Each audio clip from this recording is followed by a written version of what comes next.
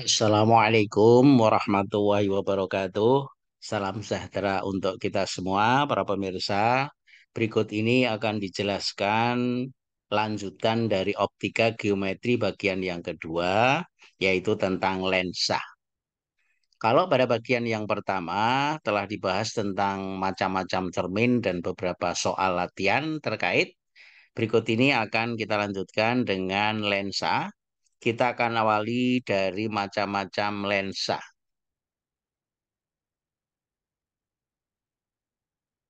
Bentuk konfigurasi lensa itu ada 6 macam, yaitu lensa positif ada 3 pada bagian kiri, yaitu yang pertama namanya biconvex atau double cembung, kemudian yang di tengah nomor 2 adalah plan convex atau cembung datar, kemudian yang ketiga adalah konkav convex atau cembung cekung. Ini 3 pertama termasuk kelompok lensa positif. Kemudian lensa negatif itu ada 3 konfigurasi. Yang nomor 4 adalah bikonkav atau double cekung. Kemudian yang nomor 5 adalah plan konkav atau cekung datar.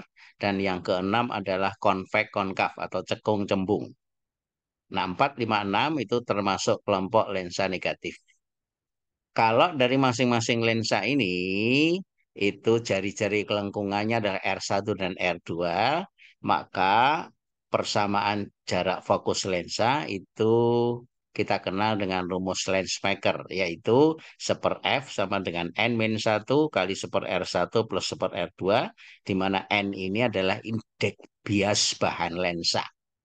Nah, sedangkan daya lensa itu sama dengan 1/F dengan satuan F-nya dalam meter, P-nya dalam dioptri. Nah, kalau daya lensa itu dapat dituliskan dengan persamaan rumus Leschmaker adalah N lensa dikurangi N0, itu lingkungannya, dibagi dengan N0 lingkungan kali 1/R1 plus 1/R2. Ini adalah rumus Leschmaker. Berikutnya adalah tentang lensa cembung. Lensa cembung itu istilah lainnya adalah lensa konvergen karena mengumpulkan sinar atau lensa positif.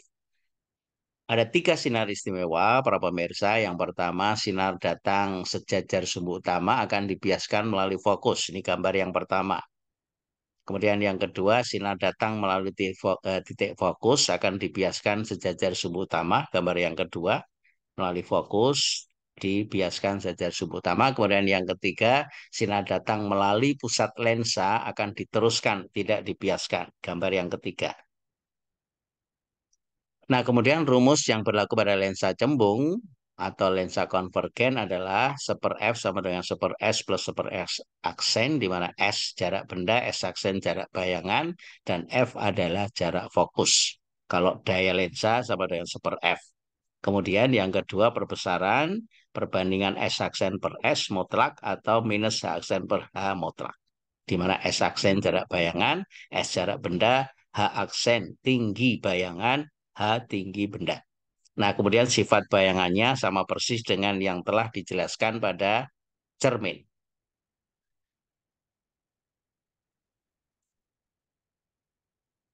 Kemudian berikutnya adalah lensa cekung. Istilah lainnya adalah lensa divergen karena menyebarkan sinar atau lensa negatif. Ada 3 sinar istimewa, para pemirsa. Yang pertama, sinar datang sejajar sumbu utama dibiaskan seolah-olah dari titik fokus. Ini gambar lensanya, sejajar sumbu utama dibiaskan, dibelokkan seolah-olah dari fokus yang di depan. Kemudian yang kedua, sinar menuju ke titik fokus, ini fokus yang di belakang, maka akan dibiaskan sejajar sumbu utama. Ini. Kemudian yang ketiga, sinar datang melalui pusat lensa, maka sinar tidak dibiaskan atau diteruskan. Ini gambar yang ketiga. Nah, persamaannya untuk lensa cekung, yang pertama jarak fokusnya negatif karena lensa negatif, min 1/F sama dengan 1/S plus 1/S aksen, F jarak fokus, S jarak benda, dan S aksen jarak bayangan. P sama dengan 1/F, di mana P adalah daya lensa, F-nya jarak fokus dalam satuan meter, P-nya dalam dioptri. Kemudian yang kedua perbesaran sama dengan lensa cembung, yaitu S aksen per S sama dengan minus H aksen per H mutlak.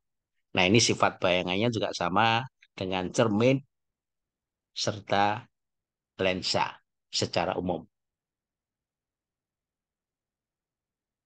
Nah, untuk melengkapi bahasan kita, para pemirsa, kita akan lengkapi dengan soal latihan. Yang pertama, objek setinggi 10 cm ditempatkan 15 cm di depan lensa cembung dengan jarak fokus 10 cm. Tentukan posisi, tinggi, perbesaran, dan sifat bayangan. Kemudian yang kedua, gambarkan jalannya sinar. Jadi dari soal ini diketahui hanya 10 cm, S-nya 15 cm, F-nya 10. Ini persamaan yang berlaku untuk lensa cembung. Nah, kalau kita terapkan persamaan yang pertama ini, para pemirsa, 1 F sama dengan 1 S plus 1 S aksen, F-nya 10, S-nya 15, maka S aksen bisa diperoleh hasilnya sama dengan 30 cm positif, artinya nyata. Nah, kemudian yang kedua, rumus S aksen per S sama dengan minus H aksen per H. S aksennya 30, S-nya 15. H aksen kita cari, hanya 10 cm diketahui, diperoleh H aksen sama dengan min 20 cm, artinya terbalik dengan melihat sifat ini, para pemirsa. Kemudian perbesarannya S aksen per S sama dengan 30 per 15, 2 kali berarti diperbesar, maka sifat bayangannya adalah nyata, kemudian terbalik diperbesar. Kemudian gambar sinarnya adalah sinar sejajar sumbu utama dibiaskan melalui fokus, sinar kuning, sinar merah melalui fokus, dibiaskan jajar sumbu utama. Titik potong antara sinar kuning dengan merah adalah posisi dari bayangan.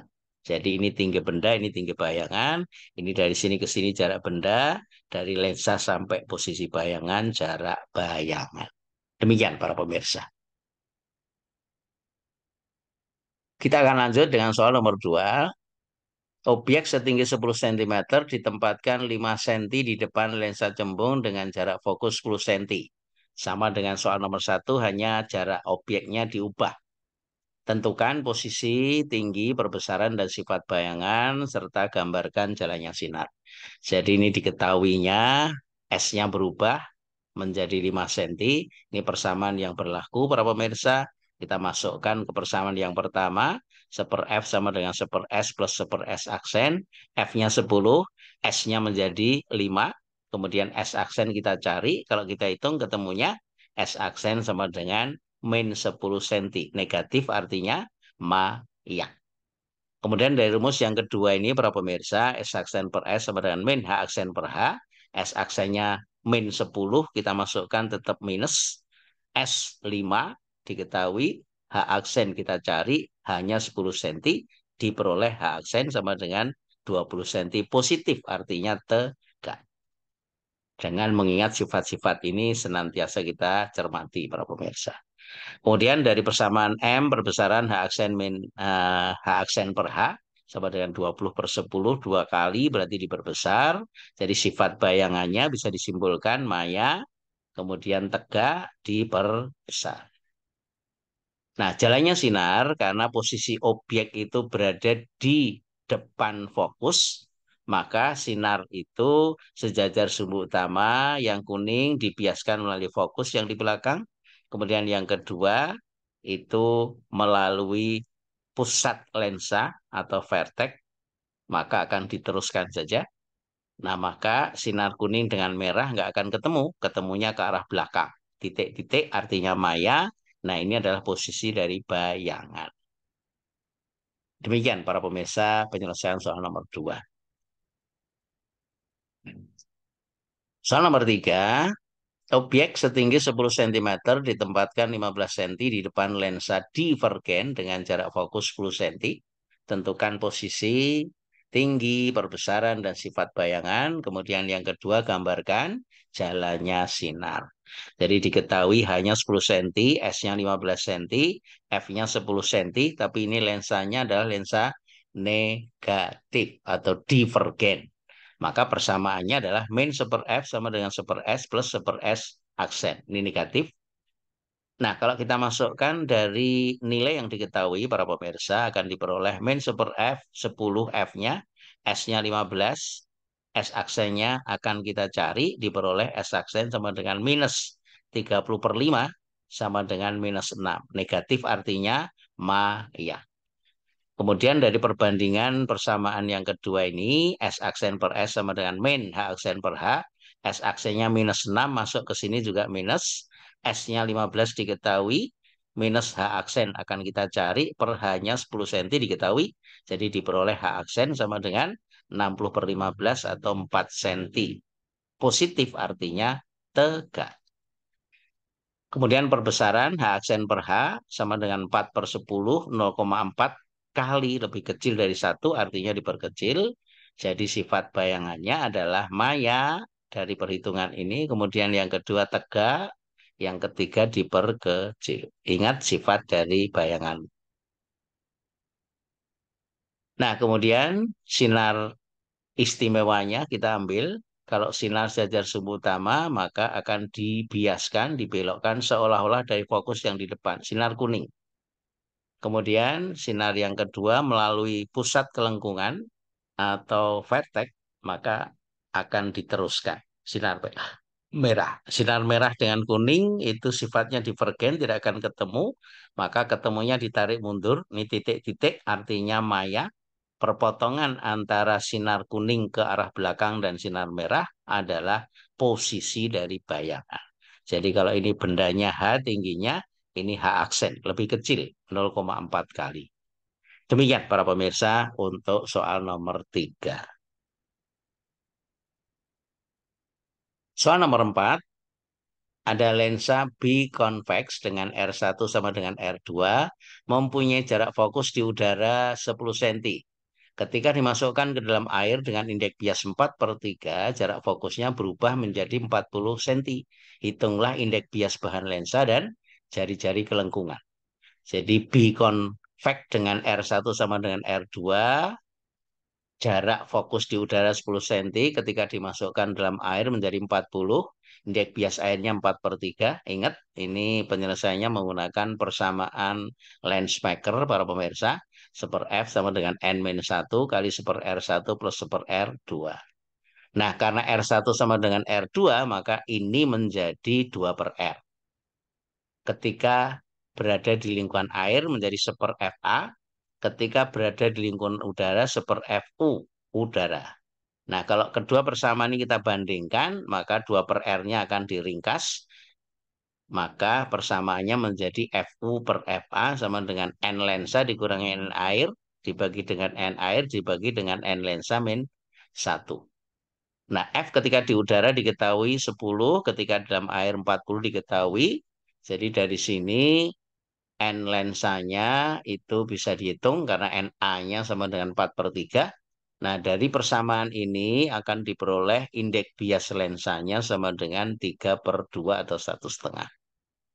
Nah, untuk menghitung jari-jari kelengkungan, para pemirsa, maka nilai N yang sudah dihitung ini bisa disubstitusi ke persamaan 1 atau persamaan 2. Nah, kalau kita masukkan ke jarak fokus di udara, 1/Fu sama dengan N lensa min 1 kali 2/R, maka F-nya, indeks biasnya sudah dihitung 1,5, F udaranya diketahui sama dengan 10 para pemirsa, maka diperoleh R-nya sama dengan R1, sama dengan R2, sama dengan 10 cm. Nah, ini adalah uh, perubahan jarak fokus lensa kalau dimasukkan di dalam medium selain udara. Demikian, mudah-mudahan bisa difahami.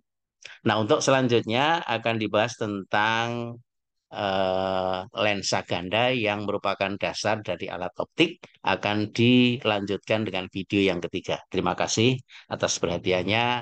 Sampai ketemu di video selanjutnya. Assalamualaikum warahmatullahi wabarakatuh.